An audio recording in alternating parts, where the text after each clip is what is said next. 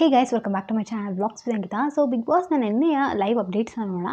So actually ನೆನ್ನೆ task ಎಲ್ಲ ತುಂಬ ಕಮ್ಮಿ ಆಡಿಸಿದ್ದು, ಟಾಸ್ಕೇ ಆಡಿಸಿಲ್ಲ ಅಂತ ಅನಿಸುತ್ತೆ.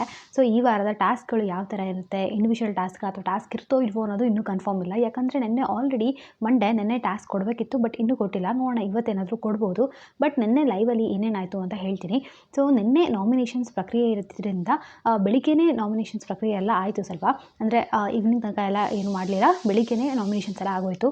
ಸೊ ಈ ನಾಮಿನೇಷನ್ಸ್ ಎಲ್ಲ ಇವತ್ತು ಪ್ರೊಮೋ ಕೂಡ ಬಿಟ್ಟಿದ್ದಾರೆ. ಸ್ವಲ್ಪ ಜೋರಾಗಿ ಜಗಳಗಳೆಲ್ಲ ಆಗಿದೆ. ಸೊ ಅದು ಮೊನ್ನೆ ಏನು ಕಾರ್ಡೆಲ್ಲ ಕೊಡೋದಿತ್ತು, ಸೊ ಅದ್ರನ್ನ ಪ್ರಭಾವ ಎಲ್ಲ ಅಂತ ಅನಿಸುತ್ತೆ. ಸೊ ಎಲ್ಲ ನಾಮಿನೇಷನ್ಸ್ ಎಲ್ಲ ಆದಮೇಲೆ ನೋಡೋದಾದರೆ ಕಾರ್ತಿಕ್ ಅವ್ರು ನೋಡ್ಬೋದು ತುಂಬಾ ಬೇಜಾರು ಮಾಡ್ಕೊಂಡಿದ್ದಾರೆ.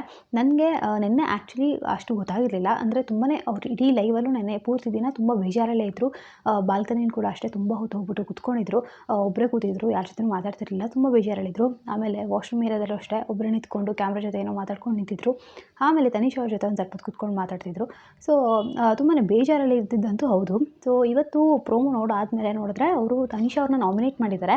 ಸೊ ಈ ಕಾರಣಕ್ಕಿಂತ ಬೇಜಾರಿದ್ರೋ ಏನೋ, ಬಟ್ ತುಂಬಾ ಬೇಜಾರಲ್ಲಂತೂ ಇದ್ದರು ಅವರು. ಸೊ ಅದಾದಮೇಲೆ ಓಕೆ ಪರವಾಗಿಲ್ಲ, ಒಂದು ಸ್ವಲ್ಪ ತನಿಷ್ ಅವ್ರ ಜೊತೆ ಚೆನ್ನಾಗೇ ಮಾತಾಡ್ಕೊಂಡಿದ್ರು. ಆಮೇಲೆ ಇಬ್ಬರು ಕುತ್ಕೊಂಡು ಸಂಗೀತ ಅವ್ರ ಬಗ್ಗೆ ಮಾತಾಡ್ತಿದ್ರು. ಸೊ ಅವರು ಹೇಳೋದೇನು ಅಂದರೆ ಸಂಗೀತ ಅವರು ಯಾವಾಗ ಚೇಂಜ್ ಆಗ್ತಾರೆ ಏನು ಅಂತ ನಮ್ಗೆ ಗೊತ್ತೇ ಆಗ್ತಿಲ್ಲ. ಅಂದರೆ ಸಂಗೀತ ಅವ್ರ ಬಗ್ಗೆ ಕಂಪ್ಲೀಟಾಗಿ ಗಾಸಿಪ್ ಮಾಡ್ಕೊಂಡು ಕೂತ್ಕೊಂಡಿದ್ರು ಅವರು. ಅವರೇನು ಕಾರ್ಡ್ ಅಂತ ಮೊನ್ನೆ ವಿಷಯ ಬಂದಿತ್ತು, ಗೆಳೆತನದ ಕಾರ್ಡು. ಸೊ ಸಂಗೀತ ಅವರು ಅದನ್ನ ಉಪಯೋಗಿಸ್ಕೊತಿದ್ದಾರೆ, ಆ ಥರ ಎಲ್ಲ ಮಾತಾಡ್ತಾಯಿದ್ರು ಅವರು. ಸೊ ಇದು ನಾಮಿನೇಷನ್ಸ್ ಆದಮೇಲೆ ಕಾರ್ತಿಕ್ ಅವರು ಈ ಥರ ಇದ್ದಿದ್ದು.